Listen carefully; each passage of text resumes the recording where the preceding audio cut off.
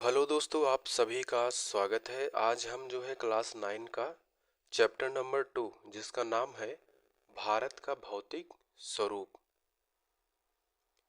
के बारे में जानेंगे और बहुत ही विस्तृत और अच्छे ढंग से पढ़ेंगे। मैं ये चैलेंज करता हूँ कि आपका जो है ये वीडियो ख़त्म होते होते जो इसमें पढ़ाया जाएगा आपको वो याद रहेगा। हम याद कराने के लिए फेमस हैं। चलिए अब हम स्टार्ट करते हैं। यहाँ लिखा क्या गया है कि जैसा कि आप जानते हैं कि भारत विभिन्न स्थलाकृतियों वाला एक विशाल देश है। विशाल देश मतलब बड़ा बड़ा देश है। विभिन्न स्थलाकृतियों जैसे कि यहाँ पर ऊबड़ खाबड़ जैसे कि ऊंचाई यानी कि पर्वत है, पहाड़ है, कहीं पर जो है खाई है, कहीं गहराई अधिक है यानी कि घाटियाँ बन जाती है, तो कहीं गार्ज। इन सब चीज़ों को मिलाकर भारत एक क्या है, एक विशाल देश है। आप किस प्रकार के क्षेत्र या भूभाग में रहते हैं? तो हम जानते हैं, मैं अपनी पर्सनल बात करूं तो मैं जो है गंगा नदी के आसपास क्षेत्रों में रहता हूं। तो यहाँ पर जलोढ़ मिट्टी पाई जाती है, यानी कि हम इसे कह देते हैं मैदानी क्षेत्र। तो यदि अब आगे कह रहा है कि यदि आप मैदानी क्षेत्र में रहते हैं, जी हाँ, हम तो मैदानी क्षेत्र में रहते हैं, तो आप वहाँ के दूर तक फैले विशाल मैदानों से परिचित होंगे। बिल्कुल। यदि आप पर्वतीय क्षेत्रों के निवासी हैं, पर्वतीय क्षेत्र यानी कि जैसे उत्तराखंड हो गया, जैसे आपका हिमाचल प्रदेश हो गया, यदि आप उस एरिया यानी कि पर्वतीय क्षेत्र में रहते हैं तो आप पर्वतीय ढालों पर रहते होंगे या फिर पर्वतीय घाटियों में रहते होंगे। तो आप वहाँ रहते होंगे तो वहाँ के जो चीज़ें होंगी उनसे आप भली भांति परिचित होंगे। अब कह रहा है कि वास्तव में हमारे देश में हर प्रकार की भू आकृतियां पाई जाती हैं, हर प्रकार की। जैसे कि पर्वत हो गया, मैदान हो गया, मरुस्थल। मरुस्थल कहाँ पाया जाता है? तो थार का मरुस्थल आप जानते हैं ना, राजस्थान के क्षेत्रों में पाया जाता है, मतलब राजस्थान प्रदेश में पाया जाता है। पठार जो दक्षिण इलाके में ज़्यादा पाया जाता है भारत के। द्वीप समूह जैसे कि अंडमान निकोबार द्वीप समूह है और लक्षद्वीप है। आगे चलते हैं। अभी यहाँ तक आपको कुछ याद करने लायक चीज़ें नहीं थी, इसलिए हमने उसको पढ़ के से आगे बढ़ गए। भारत की भूमि बहुत अधिक भौतिक विषम विभिन्नताओं को दर्शाती है। भूगर्भीय तौर पर प्रायद्वीपीय पठार पृथ्वी की सतह का प्राचीनतम भाग है, यानी कि सबसे पहले यही बना। भारत की बात कर रहा है, जो प्रायद्वीपीय पठार है पृथ्वी की सतह का प्राचीनतम भाग है।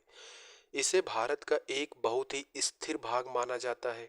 मतलब इसमें कोई हलचल वगैरह नहीं होती थी, जैसे भूकंप हो गया, इन सब चीजें नहीं होती थी। परंतु हाल के भूकंपों ने इसे गलत साबित कर दिया। जो पहले स्थिर माना जाता था, अब जब यहाँ पर भूकंप आया तो नहीं नहीं भैया, कहा जाने लगा भैया अब तो ये अस्थिर माना जाएगा, क्योंकि यहाँ पर तो भूकंप वगैरह आने लगे हैं। आगे चलते हैं। आगे क्या कहता है कि हिमालय एवं उत्तरी मैदान हाल में बनी स्थलाकृतियां हैं, यानी जो हमारा प्रायद्वीपीय पठार है उसके बाद जो है हिमालय और उत्तरी मैदान बना। तो वही कह रहा है, हिमालय एवं उत्तरी मैदान हाल में बनी स्थलाकृतियां हैं। भूगर्भ वैज्ञानिकों के अनुसार जो हिमालय पर्वत है वो एक अस्थिर भाग है, मतलब वहां पर हलचलें होती रहती हैं। हिमालय की पूरी पर्वत श्रृंखला एक युवा स्थलाकृति को दर्शाता है, मतलब नवीन स्थलाकृति को दर्शाता है, मतलब अभी नया नया बना हुआ है, जिसमें ऊंचे शिखर भी हैं जैसे कि कंचनजंगा हो गए, माउंट एवरेस्ट हो गया, गहरी घाटियां हैं, तेज बहने वाली नदियां हैं जैसे कि सिंधु नदी हो गया, ब्रह्मपुत्र नदी नदी हो गया, सतलज नदी हो गया। अब यहाँ से आपका क्वेश्चन बनना स्टार्ट हो जाएगा। जैसे उत्तरी मैदान में जलोढ़ निक्षेप पाए जाते हैं, यानी जो उत्तरी मैदान है वो जलोढ़ निक्षेपों से बना हुआ है। प्रायद्वीपीय पठार जो है आग्नेय और कायांतरित शैलों से बना हुआ है। तो दो क्वेश्चन आपका यहाँ से क्लियर होना चाहिए। जैसे पहला, उत्तरी मैदान जलोढ़ निक्षेपों से बना हुआ है। दूसरा, प्रायद्वीपीय पठार आग्नेय और कायांतरित यानी कि रूपांतरित शैलों वाली कम ऊंचाई वाली पहाड़ियों एवं घाटियों से बना, यानी प्रायद्वीपीय पठार आग्नेय तथा रूपांतरित शैलों से बनी है। आगे चलते हैं। मुख्य भौगोलिक वितरण। भारत की जो भौगोलिक आकृति है उनको हम कितने वर्गों में एनसीईआरटी के अनुसार 6 भागों में बांटते हैं। जैसे पहला है हिमालय पर्वत श्रृंखला, दूसरा है उत्तरी मैदान, तीसरा है प्रायद्वीपीय पठार और चौथा है भारतीय मरुस्थल, पांचवा है तटीय मैदान और छठवां है द्वीप समूह। 6 भागों में विभाजित किया यानी वर्गों में विभाजित किया गया, वो 6 हमने आपको बता दिया। अब एक एक को हम क्रम से पढ़ना स्टार्ट करेंगे, तो जिसमें सबसे पहले हम पढ़ेंगे हिमालय पर्वत श्रृंखला के बारे में। हिमालय पर्वत के बारे में देखते हैं। भारत की उत्तरी सीमा पर विस्तृत हिमालय भूगर्भीय रूप से युवा एवं बनावट की दृष्टि से वलित पर्वत श्रृंखला है। पहला क्वेश्चन यहाँ से आएगा कि हमारा जो हिमालय है वो नवीन वलित पर्वत श्रृंखला है। क्या है? नवीन वलित पर्वत श्रृंखला है। एज इट इज लाइन देखने को मिलता है एग्जाम में, नवीन पर्वत श्रृंखला है। ये पर्वत श्रृंखला जो है पश्चिम से पूर्व दिशा में सिंधु नदी से लेकर ब्रह्मपुत्र नदी तक फैला हुआ है। और हिमालय विश्व की सबसे ऊंचाई वाली पर्वत श्रेणी है। जैसे कि माउंट एवरेस्ट हो गया जो नेपाल में पड़ता है, इसकी ऊंचाई 8,848 मीटर है। हिमालय की सबसे ऊंची ऊंचाई देखो, यह एक अत्यधिक असम अवरोधों में से एक है। देखो जो हिमालय पर्वत है इसकी जो लंबाई है वो कितना है? 2400 किलोमीटर है। ठीक। और ये एक अर्धवृत्ताकार का निर्माण करता है। जैसे कि एक वृत्त कैसा होता है? वृत्त इस प्रकार का होता है। अगर हम इसी से काट देते हैं इस तरफ तो ये क्या हो जाता है? अर्धवृत्ताकार। वही कह रहा है कि ये इस प्रकार का अर्धवृत्त का निर्माण करता है। इस तरफ ब्रह्म सिंधु हो जाएगा और इस तरफ हो जाएगा ब्रह्मपुत्र नदी। ठीक, यहाँ तक आपको याद हुआ। आपको क्या याद करना है? तो हिमालय पर्वत एक नवीन वलित पर्वत श्रृंखला है, पहला पॉइंट। दूसरा पॉइंट, यह पर्वत श्रृंखला पश्चिम से पूर्व दिशा में सिंधु नदी से लेकर ब्रह्मपुत्र नदी तक फैला हुआ है, जिनके बीच की जो है दूरी यानी लंबाई हम कह सकते हैं वो 2400 किलोमीटर है। ठीक। और ये एक अर्धवृत्ताकार यानी अर्धवृत्त का निर्माण करता है। और हिमालय में जो है विश्व की सबसे ऊंची पर्वत श्रेणी भी पाई जाती है। यहाँ तक आपको क्लियर हो गया? आगे चलते हैं। आगे क्या कहता है? अब इसकी चौड़ाई की बात कर लेते हैं। हमने क्या देखा था? एक अर्धवृत्त का निर्माण करता है, अर्धवृत्ताकार अर्धवृत्त में बनता है। इसकी लंबाई कितनी थी? 2400 किलोमीटर थी। इस तरफ क्या था? सिंधु नदी था और पूर्व की तरफ क्या था? ब्रह्मपुत्र नदी था। अब इसके पश्चिम की तरफ जो है कश्मीर होता है, कश्मीर स्थित है। तो वही कह रहा है कि इसकी कश्मीर में जो चौड़ाई है वो कितना है? 400 किलोमीटर है। और इस तरफ पड़ता है अरुणाचल प्रदेश जो पूर्व में है भारत के, वहाँ 150 किलोमीटर है। अभी तक हमने क्या देखा कि हिमालय नवीन वलित पर्वत श्रृंखला है जो पूर्व से पश्चिम की तरफ फैला हुआ है। पश्चिम की तरफ इसकी जो चौड़ाई है वो 400 किलोमीटर है। पूर्व की तरफ इसकी जो अरुणाचल प्रदेश पड़ता है वहाँ पर ये 150 किलोमीटर है। और ये एक अर्धवृत्त का निर्माण करता है और इसके बीच की दूरी कितना है? 2400 किलोमीटर है। और विश्व के सबसे ऊंची पर्वत श्रृंखला भी यहीं पर पाई जाती है, जैसे माउंट एवरेस्ट हो गया। यहाँ तक क्लियर हो गया? आगे चलते हैं। पश्चिमी भाग की अपेक्षा पूर्वी भाग की ऊंचाई में अधिक विविधता देखने को मिलती है, यानी कि अधिक विविधताएं हैं वहां पर। अपने पूरी देशांतरी विस्तार के साथ हिमालय को 3 भागों में बांटा गया है। कितने भागों में? 3 भागों में बांटा गया है। इन श्रृंखलाओं के बीच बहुत अधिक संख्या में घाटियां पाई जाती हैं और सबसे उत्तरी भाग में स्थित श्रृंखला को महान या आंतरिक हिमालय या हिमाद्री कहते हैं। यह सबसे अधिक सतत श्रृंखला है, यानी कहीं कटी नहीं है, एक समानांतर यानी सतत रूप से फैली हुई है। और जिसमें 600 मीटर की औसत ऊंचाई वाले ऊंचे शिखर भी पाए जाते हैं। औसत ऊंचाई क्या है? औसत ऊंचाई वाले सर्वाधिक ऊंचे शिखर भी पाए जाते हैं। और इसमें हिमालय के सभी मुख्य शिखर स्थित हैं, जिसको हम थोड़ी देर में देखने वाले हैं। अब एक पन्ना लेते हैं, थोड़ा साफ लेते हैं तो अच्छे से समझ में आएगा।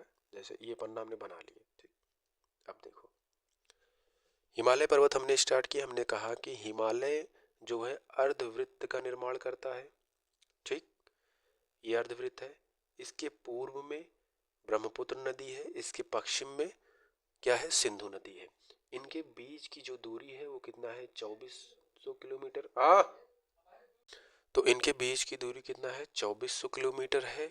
पूर्व में इनकी जो चौड़ाई है, जहाँ कश्मीर पड़ता है वहाँ इसकी जो चौड़ाई है वो 400 किलोमीटर है पश्चिम में, और पूर्व में पड़ता है अरुणाचल प्रदेश, यहाँ इसकी चौड़ाई कितना है, 150 किलोमीटर है। यानी पश्चिम में ज़्यादा चौड़ा है और पूर्व की तरफ जाते जाते ये कम होता गया है। ठीक। और विश्व की सबसे ऊंची पर्वत श्रृंखला भी इसी हिमालय पर्वत में मिलती है। यहाँ तक क्लियर हो गया। अब देखते हैं हिमालय को जो है 3 वर्गों में विभाजित किया गया है। पहला ये, दूसरा, तीसरा। ठीक। इस तरफ चौड़ा ज़्यादा है, इस तरफ इसकी चौड़ाई कम है। ठीक। इसकी जो पहली श्रृंखला है, जो इसे हम कह देते हैं, यानी कि पहली श्रृंखला की बात करते हैं जिसे हम महान हिमालय, आंतरिक हिमालय या इसे हम हिमाद्री कहते हैं। इसके बीच वाले को हम हिमाचल या फिर हिमाचल श्रेणी कहते हैं। और इसके नीचे वाला जो तीसरा वर्ग है इसे हम शिवालिक कहते हैं, जो हिमालय का बाह्यतम श्रृंखला कहा जाता है। अब हम इन तीनों को एक एक करके जानेंगे। चलिए स्टार्ट करते हैं।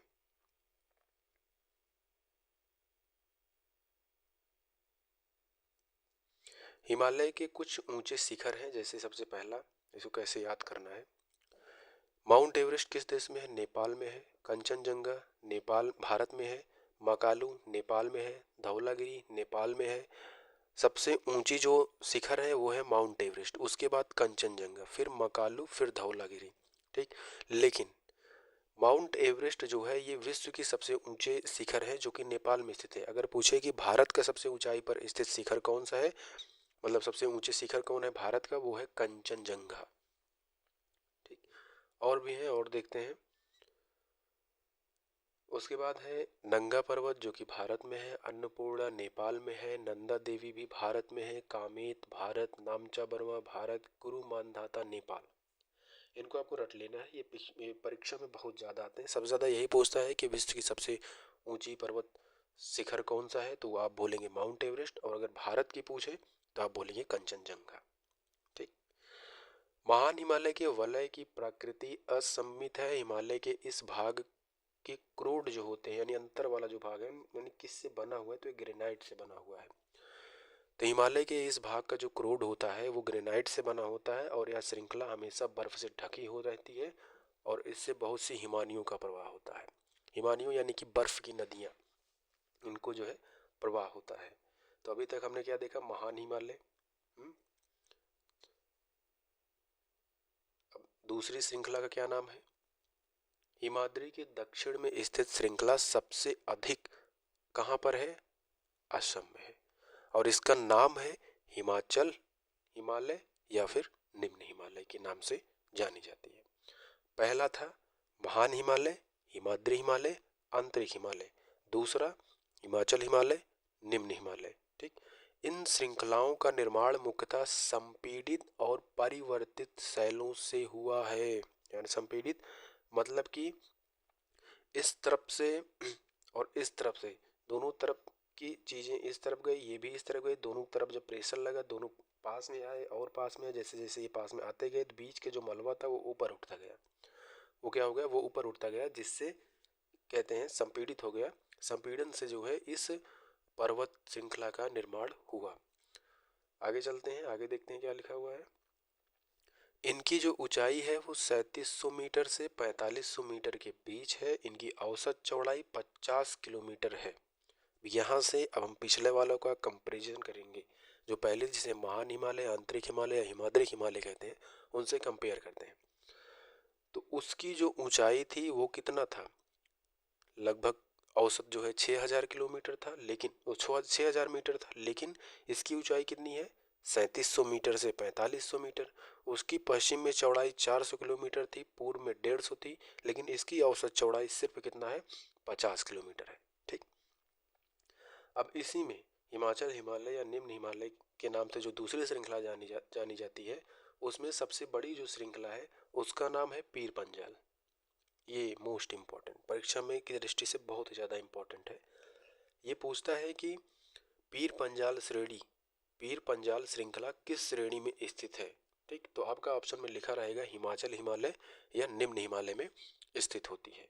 इसकी अन्य जो श्रृंखलाएं हैं उनमें जो है धौलाधर आता है और महाभारत श्रृंखलाएं भी आती हैं। इस श्रृंखला में कश्मीर की घाटी और हिमाचल के कांगड़ा एवं कुल्लू की घाटियां स्थित है। देखो, अब ये कश्मीर की घाटी और हिमाचल प्रदेश के कांगड़ा एवं कुल्लू की घाटियां स्थित है। अब यहाँ पर क्या पूछा जाता है कि कांगड़ा एवं कुल्लू की घाटियां कहाँ स्थित है, किस श्रेणी में स्थित है? तो आप कहेंगे ये निम्न हिमालय या हिमाचल हिमालय की श्रेणी में स्थित है।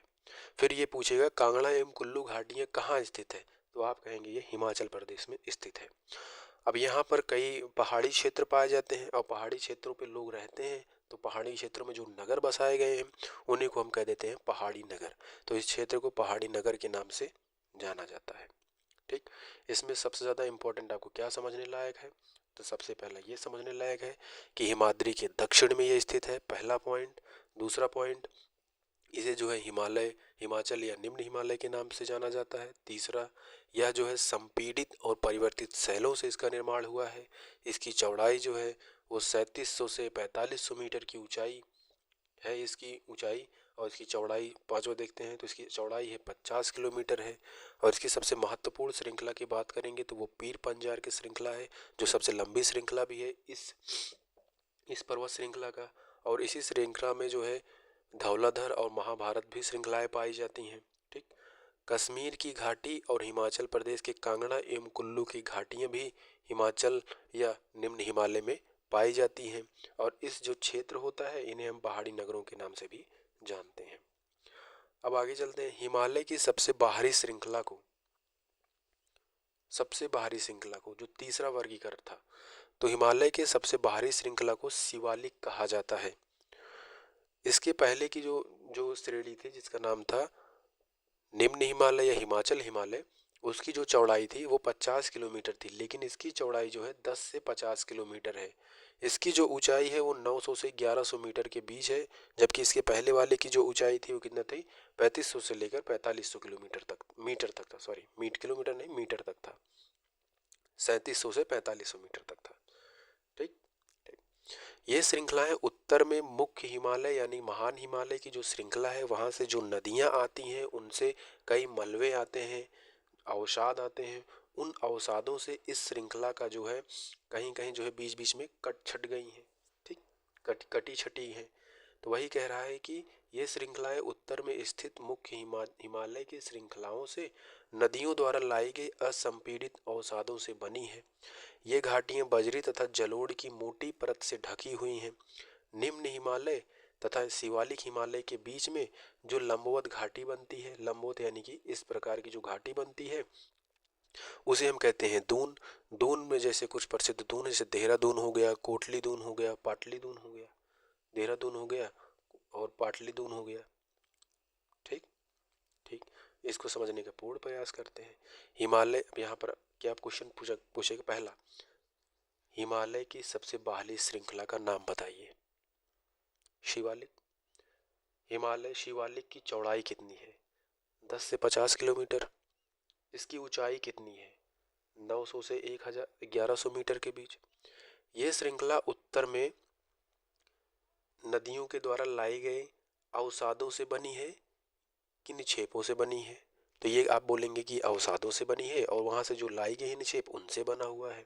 ठीक, यह किससे ढकी हुई है, किस परत से? तो आप कहेंगे यह बजरी तथा जलोढ़ की मोटी परत से ढकी हुई है। दून किसके बीच पाई जाती है? तो हिमाचल और शिवालिक के बीच जो लंबवत घाटी होती है वहाँ दून पाया जाता है। जैसे हम वहाँ की जो घाटियाँ होती हैं उन्हें हम दून कहते हैं। तो दून जैसे कि देहरादून हो गया, कई राजधानी भी आप जानते हैं, देहरादून हो गया, कोटली दून हो गया और पाटली दून हो गया। नेक्स्ट आगे चलते हैं। आगे क्या बताया गया? मैप का हम किसी दिन एक क्लास लेंगे और मैप को अच्छे से आपको समझा देंगे। ठीक है, अभी हम कंसेप्ट पे आपको ध्यान लगा रहे हैं। इस उत्तर दक्षिण के अतिरिक्त हिमालय को पश्चिम से पूर्व यानी पश्चिम से पूर्व स्थित क्षेत्रों के आधार पर भी विभाजित किया गया है, जिसे हम ये भी कहते हैं नदी के आधार पर विभाजित किया गया है हिमालय को। यानी हिमालय का वर्गीकरण किसके आधार पर? नदी के आधार पर, ऐसे भी हम जानते हैं। तो पूर्व से पश्चिम की तरफ नदियों के आधार पर। जैसे मान लीजिए इस तरफ कौन सी नदी बहती थी, पश्चिम तरफ सिंधु नदी, सिंधु के बाद सतलज नदी, सतलज नदी के बाद काली नदी, काली नदी के बाद तीस्ता नदी, तीस्ता नदी के बाद दिहांग नदी। ठीक, तो सिंधु नदी, ये सिंधु है और ये क्या है, सतलज है। सिंधु और सतलज के बीच में जो क्षेत्र पड़ता है वहां पर पंजाब आता है, तो पंजाब आता है इसलिए पंजाब हिमालय कह देते हैं। और वहीं पर कश्मीर भी आता है इसलिए इसको कश्मीर हिमालय यानी पंजाब हिमालय या फिर कश्मीर हिमालय कह देते हैं। अब सतलज और काली नदी के बीच क्या पड़ता है, उत्तराखंड वाले एरिया जो है आते हैं, तो वहाँ इसको नाम दे देते हैं कुमायूं हिमालय, या हम कहीं कहीं गढ़वाल भी कह देते हैं, लेकिन कुमायूं हिमालय ज़्यादा, एनसीईआरटी में सिर्फ कुमायूं दिया है। तो आप जानेंगे कि सतलज और काली नदी के बीच में कुमायूं हिमालय, और काली और तीस्ता नदी के बीच में क्या पड़ता है, नेपाल पड़ता है। तो नेपाल पड़ता है इसलिए इसको कहते हैं नेपाल हिमालय। और तीस्ता और दिहांग नदी के बीच में पड़ता है असम, इसलिए इसको असम हिमालय कह देते हैं। तो नदियों के आधार पर हिमालय का वर्गीकरण जो किया गया है उसमें कितना आता है, 4 आते हैं। कौन कौन, कश्मीर या पंजाब हिमालय, उसके बाद गढ़वाल हिमालय, कुमायूं हिमालय, फिर आता है नेपाल हिमालय, फिर आता है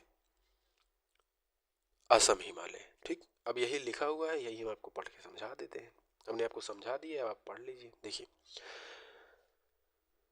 उदाहरण के लिए जैसे सतलुज एवं सिंधु नदी के बीच में हिमालय के भाग को हम पंजाब हिमालय के नाम से जानते हैं, लेकिन पूर्व पश्चिम क्रम में इसे कश्मीर तथा हिमाचल हिमालय के नाम से भी जाना जाता है। ठीक, अब कह रहा है कि सतलज तथा काली नदियों के बीच में स्थित हिमालय के भाग को कुमायूं हिमालय कह देते हैं। काली तथा तीस्ता नदियां नेपाल हिमालय और तीस्ता एवं देवांग नदियों के बीच में असम हिमालय।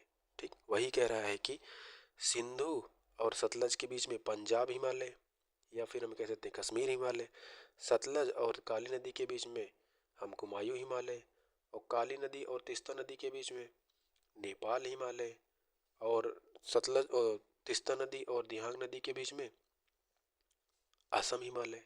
यहाँ तक आपको क्लियर हो गया? क्लियर। आगे चलते हैं।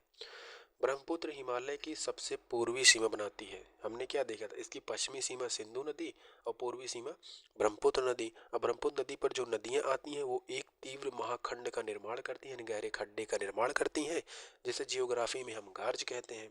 ठीक, और जब यहाँ पर एक गहरे खड्ड का निर्माण करती हैं तो ये जो श्रृंखला जा रही थी, अब ये श्रृंखला दक्षिण की ओर मुड़ जाती है, जो कई पहाड़ियों का निर्माण करते हैं, जैसे कि मिजोरम पहाड़ियाँ हो गई, नागा पहाड़ी हो गई, पटकाई बुम हो गया। ठीक, इन सब पहाड़ियों का निर्माण करती है। अब यही हम जो लिखा है वो समझ लेते हैं। तो ब्रह्मपुत्र हिमालय की सबसे पूर्वी सीमा बनाती है। ये क्वेश्चन आपका बनेगा कि हिमालय की सबसे पूर्वी सीमा कौन सी नदी बनाती है, तो ब्रह्मपुत्र नदी बनाती है। दिहांग महाखंड गार्ज के बाद हिमालय दक्षिण की ओर तीखा मोड़ बनाते हुए भारत के पूर्वी सीमा के समानांतर के साथ जो है फैल जाता है। ठीक, इसे पूर्वांचल या पूर्वी पहाड़ियों तथा पर्वत श्रृंखलाओं के नाम से जाना जाता है, जैसा कि हमने पहले भी देखा था। ठीक, ये पहाड़ियां उत्तर पूर्वी राज्य से होकर गुजरती है तथा मजबूत बलुआ पत्थरों जो औषधि सेल है उनसे बनी है। अब ये क्या कह रहा है, मजबूत बलुआ पत्थर और पत्थर जो औषधि शैल है इनसे बना हुआ है।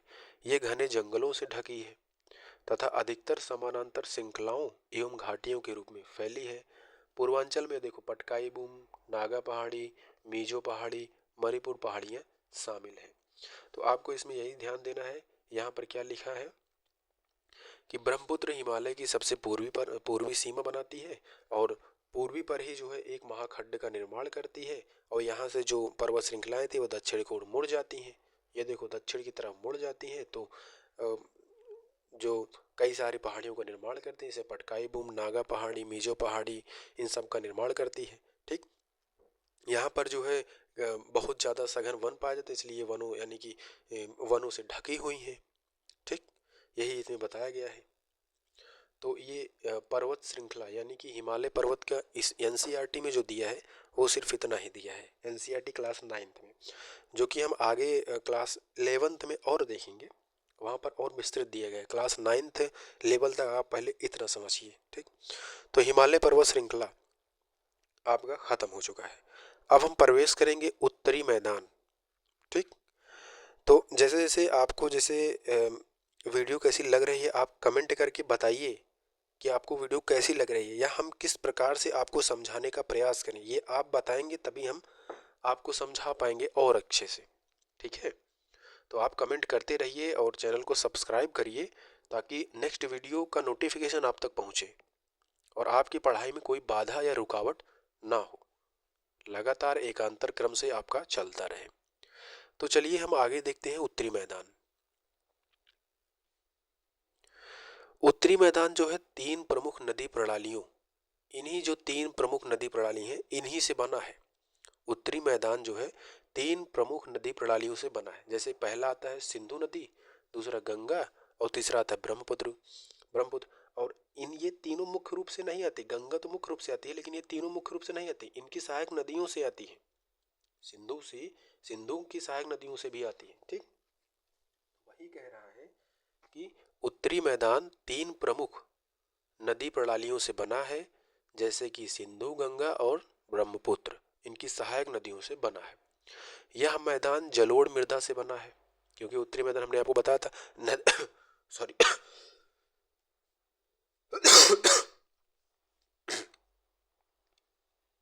हमने आपको बताया था कि जो नदियां होती हैं, जब नदियां बहती हैं तो वो अपने साथ जो है कई मलबे को लेकर आती हैं जो किनारे। तो हमने क्या देखा कि उत्तरी मैदान तीन प्रमुख नदी प्रणालियों से बना है, जैसे सिंधु हो गया, गंगा हो गया, ब्रह्मपुत्र, इनकी सहायक नदियों से बना है। कौन? उत्तरी मैदान, ठीक। अब पूछेगा यह मैदान जो है किससे बना है, तो जलोढ़ मृदा से बना है, यानी नदियां अपने साथ जो भी मलबे लेकर आती हैं वो अपने आसपास इकट्ठा कर देती हैं, तो वहाँ नई मृदा आ जाती है और नवी मृदा को ही हम जलोढ़ मृदा कर देते हैं धीरे धीरे। और ये मृदा जो है काफ़ी ज़्यादा उपजाऊ भी होती है। तो लाखों वर्षों में हिमालय के गिरिपद, यानी कि हिमालय के नीचे में स्थित बहुत बड़े हिमालय, जैसे मान लीजिए ये हिमालय है, तो यहाँ पर ये जो चीज़ें होती हैं इसको हम कहते हैं गिरिपद, ठीक। तो वही कह रहा है कि हिमालय के गिरिपद में स्थित बहुत बड़े बेसिन में जलोढ़ों का निक्षेप हुआ है, ठीक, जिससे इस उपजाऊ मैदान का निर्माण हुआ है। इसका विस्तार कितना है? 7 लाख वर्ग किलोमीटर के क्षेत्रफल पर है। कितना? 7 लाख वर्ग किलोमीटर के क्षेत्रफल पर है। यह मैदान लगभग कितना? 2400 किलोमीटर लंबा है और 240 से 320 किलोमीटर चौड़ा है। अभी आपको एक चीज़ और याद करने की ज़रूरत पड़ गई। 2400 किलोमीटर और किसकी थी लंबाई? हिमालय की थी, याद हो गया। तो वही कह रहा है कि इस मैदान की जो लंबाई है लगभग 2400 किलोमीटर है और उसकी चौड़ाई जो है वो 240 से 320 किलोमीटर चौड़ा है। यह सघन जनसंख्या वाला भौगोलिक क्षेत्र है। सघन जनसंख्या मतलब होता है कि यहाँ बहुत ज़्यादा लोग रहते हैं, ठीक। समृद्ध मृदा आवरण, यानी कि यहाँ पर जो मृदा पाई जाती है उसमें बहुत ज़्यादा उपजाऊ होती है, जो चीज़ें आप बोओगे तो वो फसल अच्छी यहाँ पर होती है। और पर्याप्त पानी की भी उपलब्धता है। अनुकूल जलवायु के कारण कृषि की दृष्टि से यह भारत का अत्यधिक उत्पादक क्षेत्र है। उत्पादक क्षेत्र मतलब यहाँ पर चीज़ें बहुत ज़्यादा उत्पादित की जाती हैं। किसके कारण? तो समृद्ध मृदा आवरण है, पर्याप्त पानी यहाँ पर है, अनुकूल जलवायु है, तो इनके कारण कृषि की दृष्टि से यह भारत का सबसे यानी अत्यधिक उत्पादक क्षेत्र है। क्लियर? आगे चलते हैं। उत्तरी पर्वतों से आने वाली नदियाँ, उत्तरी पर्वतों से जो नदियाँ, यानी मान लीजिए ये पर्वत है, यहाँ से जो नदियाँ आती हैं निक्षेपण कार्य में लगी होती। निक्षेपण कार्य मतलब इकट्ठा करने में, जो मलबे आते हैं वो इकट्ठा करने में लगी होती हैं। नदी के निचले भागों में ढाल कम होने के कारण नदी की गति कम हो जाती है। यानी कि ये पर्वत है, अब यहाँ पर से जो नदी आई यहाँ पर तो बहुत तीव्र गति इसकी होगी, लेकिन जैसे जैसे ये मैदानी क्षेत्र में प्रवेश करती है तो इसकी जो गति होती है वो धीरे होती चली जाती है, यानी गति कम हो जाती है, जिसके परिणाम स्वरूप नदी द्वीपों को, जैसे मान लीजिए ये यहाँ से जा रही है, कुछ दिन के बाद यहाँ पर छोड़ करके फिर ये ऐसे निकल जाती है, तो यहाँ पर जो बच जाता है, यानी कि पहले ऐसे जा रही थी अब ये ऐसे जा रही है, तो यहाँ पर ये जो बच गया इसी को यहाँ से जो है नदी द्वीप का निर्माण कर देते हैं बीच बीच में, जैसे कि ये गया नदी, ये गया बीच में मलबा इकट्ठा किनारे किनारे, तो यहाँ नदी द्वीप बन गया। ठीक, तो वही कह रहा है कि नदी के निचले भागों में ढाल कम होने के कारण नदी की गति कम हो जाती है, परिणाम स्वरूप नदी द्वीपों का निर्माण होता है। फिर से समझाने का हम प्रयास करेंगे। मान लीजिए ये पर्वत है, यहाँ से जो भी नदी आएंगी उसकी जो गति होगी बहुत ज़्यादा तीव्र होगी। जैसे जैसे मैदानी क्षेत्रों में प्रवेश करेगी उसकी जो गति है वो धीमी होती चली जाएगी। उसकी गति क्या हो जाएगी? उसकी गति धीमी होती चली जाएगी। जब धीमी गति होती चली जाएगी, मान लीजिए ये नदी बह रही है, तो किनारे किनारे मलबा इकट्ठा होते थे, बीच में इकट्ठा होते, धीरे धीरे इकट्ठा होते होते होते तो यहाँ पर एक द्वीप बन जाता है जिसे कह देते हैं नदी द्वीप। ठीक, ये नदियाँ अपने निचले भागों में गाद एकत्र हो जाने के कारण बहुत सी धाराओं में बढ़ जाती है। इन धाराओं को वितरिकाएं कहा जाता है। वितरिकाएं आप लोग समझ लीजिए। मान लीजिए ये नदी बह रही है, मान लीजिए ये नदी बह रही है, कलर चेंज कर लेते हैं, रेड ले ले, रेड ठीक है। जैसे मान लीजिए ये नदी बह रही है, ठीक, ये नदी बह रही है। अब इनकी जो गति है वो बहुत कम है, लेकिन इनके पास जो मलबा है वो बहुत ज़्यादा, यानी गाद जो होती हैं वो बहुत ज़्यादा है। ठीक, अब जैसे जैसे ये नदियाँ आगे जा रही हैं जा रही हैं, अब ये कोई इधर चली गई तो यहाँ पर कुछ इकट्ठा हो जाएगा, नदी द्वीप बन गया। अब यहाँ से अलग हो गया, अब ये इधर आ गई तो यहाँ से क्या हो गया, यहाँ से अलग हो गया, फिर ऐसे जाते जाते फिर इधर अलग। तो ये जो बढ़ रही हैं इन्हीं को वितरिका कह देते हैं। जैसे एक नदी ऐसे गई, अब ये इस तरफ निकल गई, फिर ये इस तरफ निकल गई, फिर ये इस तरफ निकल गई, फिर ये इस तरफ निकल गई, फिर इस तरफ निकल गई, तो इसी को कह देते हैं हम वितरिका। जो ये अलग अलग धाराएं निकल रही हैं इन्हीं को हम वितरिका कह देते हैं। ठीक, ठीक। अब ये दोआब जैसे जहाँ भी क्वेश्चन में आपको दिखे कि ये क्या, आप जानते हैं बहुत ही ज़्यादा इंपॉर्टेंट हो जाता है वो चीज़ें। दोआब जैसे है, दोआब के बारे में देखिए। दोआब का अर्थ क्या है? दो नदियों के बीच का भाग। एक नदी इस तरफ गई, एक नदी इस तरफ गई, तो इनके बीच का जो भाग होता है इसी को हम दोआब कह देते हैं। दोआब जो है वो दो शब्दों से मिलकर बना है, दो तथा आब। आब मतलब होता है पानी। इसी प्रकार पंजाब भी दो शब्दों से मिलकर है, पंज, पंज का अर्थ है पांच, आब का मतलब है पानी। यानी पांच जहाँ नदियाँ मिलती हैं, जहाँ पांच नदी बहती हैं उसे पंजाब कह देते हैं। जहाँ दो नदियाँ बहती हैं, मान लीजिए एक नदी ये बह रही हैं और एक नदी ये बह रही, इनके बीच का जो भाग होता है इसी को हम कह देते हैं दोआब। आपको जैसे कि रायचूर का दोआब मिलेगा जो तुंगभद्रा में देखने को मिलेगा। उसी बार आपको जो सिंधु नदी है, ब्रह्मपुत्र, इन सब, सिंधु नदी है, इनकी जो सहायक नदियां हैं इनसे भी आपको कई दोआब देखने को मिलेंगे जो आगे आपको देखने को मिलेंगे। ठीक, आगे चलते हैं। उत्तरी मैदान में मोटे तौर पर तीन वर्गों में विभाजित किया गया है। जो उत्तरी मैदान है उसको तीन वर्गों में, इसके पहले हमने जो हिमालय पढ़ा था, हिमालय पर्वत को भी तीन वर्गों में विभाजित किया गया था। उसी प्रकार उत्तरी मैदान को भी तीन वर्गों में विभाजित किया गया है। जैसे उत्तरी मैदान के पश्चिमी भाग को पंजाब का मैदान कहते हैं। ठीक, मान लीजिए ये मैदान है पूरा, तो इसका जो पश्चिमी भाग है इसको हम पंजाब का मैदान कह देते हैं।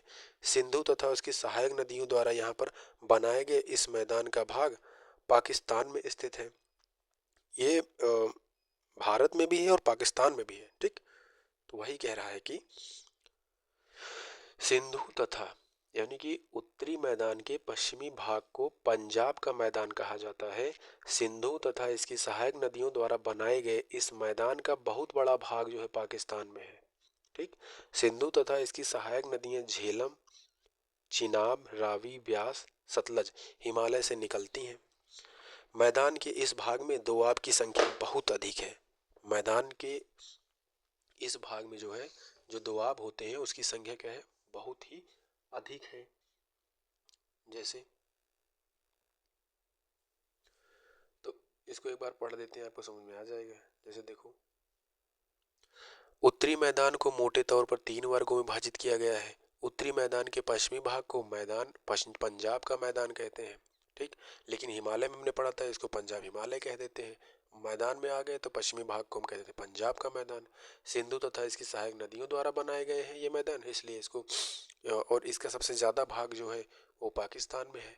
सिंधु तथा इसकी सहायक नदी जैसे कि झेलम हो गया, चिनाब हो गया, रावी हो गया, ब्यास हो गया, सतलज हो गया, ये सभी कहाँ हिमालय से निकलती है। और इनके बीच हमने आपको बताया था दो नदियों के बीच के भाग को हम दोआब कह देते हैं।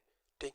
अब जब झेलम, चिनाब, रावी, ब्यास, सतलज है तो इनके बीच में जो मिट्टी है, जो क्षेत्र बचे हैं, तो वहाँ पर कई जो है दोआबों का निर्माण हुआ है। तो वही कह रहा है मैदान के इस भाग में दोआबों की संख्या बहुत अधिक है, दोआब की संख्या बहुत अधिक है। आगे देखते हैं। गंगा का मैदान का विस्तार घग्गर तथा तीस्ता नदियों के बीच है। वो सिंधु था, अब गंगा आ गई। गंगा के मैदान का जो विस्तार है वो घग्गर तथा तीस्ता नदियों के बीच है। यह उत्तरी भाग में हरियाणा, दिल्ली, उत्तर प्रदेश, बिहार, झारखंड के कुछ भाग तथा पश्चिम बंगाल में फैला है। ब्रह्मपुत्र का मैदान इसके पूर्व विशेषकर असम में स्थित है। 3 भागों में बांट दिया। एक तो पंजाब का मैदान बोल दिए और एक जो है इस तरफ पूर्व का बोल दिए ये असम में स्थित है। तो असम ब्रह्मपुत्र का मैदान, क्योंकि यहाँ ब्रह्मपुत्र नदियाँ बहती हैं। और बीच में जो बचा है जो घग्गर और तीस्ता नदी के बीच का है, अब वहाँ दिल्ली, हरियाणा स्थित है। इसे हम गंगा का मैदान कह देते हैं, जहाँ पर हरियाणा है, दिल्ली है, उत्तर प्रदेश है, बिहार है, झारखंड के कुछ भाग, पश्चिम बंगाल में ये फैला हुआ है। तो यहाँ पर गंगा का मैदान फैला हुआ है। ठीक। उत्तरी मैदानों की व्याख्या सामान्यतः इसके उच्चावचों में बिना किसी विविधता वाले समतल स्थल के रूप में की जाती है। उत्तरी मैदानों की जो व्याख्या है वो सामान्यतः इसके उच्चावचों में बिना किसी विविधता वाले समतल स्थलों के रूप में की जाती है। ठीक। यह सही नहीं है। इन विस्तृत मैदानों की भौगोलिक आकृतियों में भी विविधता है। आकृति विभिन्नता के आधार पर उत्तरी मैदानों को 4 भागों में विभाजित किया जा सकता है। नदियां पर्वतों से नीचे उतरते समय शिवालिक की ढाल पर 8 से 16 किलोमीटर की चौड़ी पट्टियों में गुटिका का निक्षेपण करती हैं। इसे भाबर के नाम से जाना जाता है। ठीक। जैसे देखो नदियां पर्वतों से जब नीचे उतरी थी तो शिवालिक की जो ढाल थी वहाँ 8 से 16 किलोमीटर की एक क्या है चौड़ी पट्टी का निर्माण कर दिए।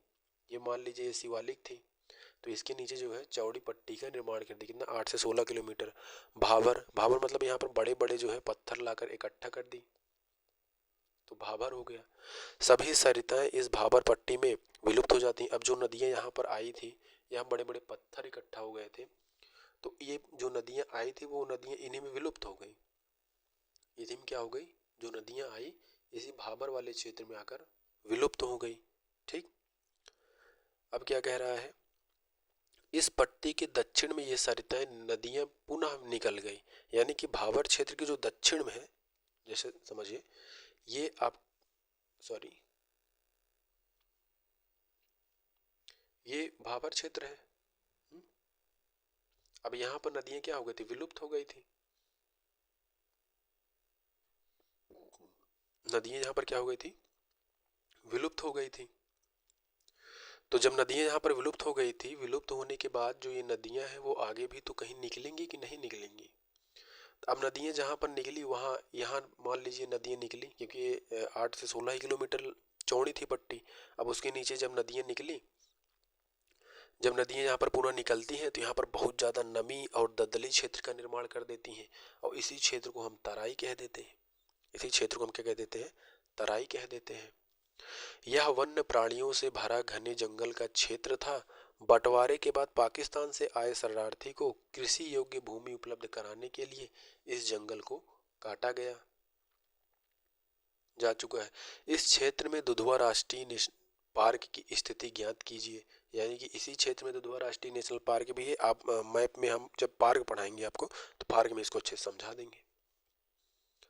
उत्तरी मैदान का सबसे विशालतम भाग पुराने जलोढ़ का बना है। नवीन जलोढ़ जो नदियां लेकर आते हैं, पुराने जलोढ़ जहाँ नदियां लेकर नहीं जा पाती हैं मिट्टी, वहाँ पुराने जलोढ़ होते हैं। वे नदियों के बाढ़ वाले मैदान के ऊपर स्थित हैं तथा वेदिका जैसी आकृति प्रदर्शित करते हैं। इस भाग को भांगर के नाम से जाना जाता है। इस क्षेत्र की मृदा में चूनेदार निक्षेपण पाए जाते हैं। अब भांगर में आपको यही याद रखना है कि भांगर में चूनेदार निक्षेप पाए जाते हैं, जिसे स्थानीय भाषा में कंकड़ कहा जाता है। बाढ़ वाले मैदानों के नए तथा युवा निक्षेपों को खादर कहा जाता है। इनका लगभग प्रत्येक वर्ष पुनर्निर्माण होता रहता है, क्योंकि नदियां बहती रहती हैं, अपने साथ जुगात ले आती हैं, वहाँ पर किनारे किनारे अपने इकट्ठा किए रहती हैं, तो वहाँ पर खादर यानी पुनर्निर्माण होता रहता है। इसलिए ये उपजाऊ होते हैं तथा गहन खेती के लिए आदर्श होते हैं। अब एक पन्ना दीजिए आप, कंप्यूटर महोदय, आप एक पन्ना दीजिए, हम इनको समझा देते हैं क्या होता ये है। देखो भाई, देखो ये मान लीजिए क्या है, पहाड़ है, पर्वत है, ये पर्वत है, ठीक। पर्वत से जो नदियां निकली, जो अपने साथ कंकड़ पत्थर लेकर आई, वो यहाँ पर इकट्ठा कर दी, जो 8 से 14 किलोमीटर की एक गुटिका यानी पट्टी का निर्माण किए, ठीक। यहाँ पर क्या कर दी, इकट्ठा कर दी। नदियाँ जब इसमें आई तो कंकड़ पत्थर के बीच में चली गई, तो विलुप्त हो गई, नदियाँ यहाँ पर आई, विलुप्त हो गई। अब ये चौड़ी यहाँ पट्टी खत्म हो गई। इसके बाद जब नदियाँ यहाँ पर निकली, ठीक, जब नदियाँ यहाँ पर निकली तो यहाँ पर जो है बहुत ज़्यादा क्या क्या निकाल दी, हाँ, जब नदियाँ यहाँ पर निकली तो बहुत ज़्यादा नम थी और दलदली मिट्टी का निर्माण कर दी यहाँ पर। जहाँ और यहाँ पर जब मिट्टी का निर्माण कर दी, धूप वगैरह पड़ती थी, तो ज़्यादा क्या बोलते हैं उसको, घने घने जंगलों का यहाँ पर निर्माण होने लगा, ठीक। जब ये नदियाँ और आगे बढ़ी, नदियों को लाल रंग से लिए थे, राइट। जब ये नदियाँ और आगे बढ़ी, जब ये नदियाँ और आगे बढ़ी तो ये नदियाँ आगे बढ़ती गई, अपने साथ मलबे लिए थी, तो ये किनारे किनारे क्या कर दी, इकट्ठा करती गई, किनारे किनारे इकट्ठा करती गई, ठीक। अब जो ये किनारे किनारे इकट्ठा की नई नई मिट्टी लाकर यहाँ पर इकट्ठा करती गई, तो इसके जो नदी के पास वाला क्षेत्र होता है, इसको हम खादर कह देते हैं, ठीक। लेकिन जो नदी के दूर वाले क्षेत्र होते हैं, वहाँ पर नदियाँ गाद नहीं ले जा पाती हैं, जिससे वहाँ पर वो पुरानी हो जाती हैं, इसलिए इसको बांगर कह देते हैं। और यहाँ पर जो है बड़े बड़े कंकड़ पत्थर वगैरह पाए जाते हैं, इसलिए इसको हम बांगर कह देते हैं। तो नदी के जो दूर वाले क्षेत्र होते हैं, जहाँ नदियाँ मलबा नहीं ले जा पाती हैं, यानी कि जो अपने साथ लेकर आती हैं वो नहीं ले जा पाती हैं, उसे हम बांगर कह देते हैं। लेकिन जो नदियों के पास वाले क्षेत्र होते हैं, जहाँ पर हर वर्ष जो है, हर बार जब नदियाँ बहती हैं तो वहाँ से जो है मिट्टी इकट्ठा करती जाती हैं, तो उसे हम खादर कह देते हैं। उसे हम क्या कह देते हैं, खादर मिट्टी कह देते हैं। तो हमने क्या देखा, पूरा समराइज कर देते हैं कि जब पहाड़ों से नदियाँ बहती हैं तो अपने साथ कंकड़ पत्थर लेकर बही, तो उस पर्वतों के नीचे उसके गिरिबाद में जब पत्थर वगैरह इकट्ठा कर दी, तो वहाँ पर नदियाँ विलुप्त हो गई। फिर जब उसके बाहर निकली 8 से 14 किलोमीटर पट्टी के बाद, तो जब वहाँ निकली तो एक दलदली नम इन सब चीज़ों का निर्माण की, दलदली मिट्टी का निर्माण की। फिर जब नदियाँ और आगे बहती गई तो अपने साथ जो मलबे ली थी वो अपने पास इकट्ठा, अपने किनारे किनारे इकट्ठा करती गई। जब वो किनारे किनारे इकट्ठा करती गई तो वहाँ पर नई नई मृदा आ गई। नई नई मृदा को ही हम क्या कह देते हैं, खादर कह देते हैं। और जहाँ जहाँ वो दूर पे नहीं इकट्ठा कर पाई तो उसी को हम कह देते हैं बांगर। वहाँ पुरानी मिट्टी, तो आप ऐसे याद कर लीजिए, पुरानी जलोढ़ को हम बांगर कह देते हैं और नवीन जलोढ़ मिट्टी को हम क्या कह देते हैं, खादर कह देते हैं। बस इतना आपको जान लेना है। तो आज हमने क्या देखा, आज हमने पर्वत का पूरा खत्म कर दिया और उत्तर उत्तर का मैदान खत्म हो गया। अब नेक्स्ट वीडियो में हम आपको बताएंगे, नेक्स्ट वीडियो में हम देखेंगे प्रायद्वीपीय पठार। नेक्स्ट वीडियो हम क्या देखेंगे, प्रायद्वीपीय पठार, ठीक। तो इसी तरह हमारे वीडियो से अच्छी जानकारी, मतलब बेहतरीन ढंग से समझने के लिए एनसीईआरटी जो परीक्षा में हर बार यही पूछे जा रहे हैं, चैनल को सब्सक्राइब कर लीजिए, दोस्तों के साथ शेयर कर लीजिए। मिलते हैं नेक्स्ट वीडियो में। जय हिंद, जय भारत।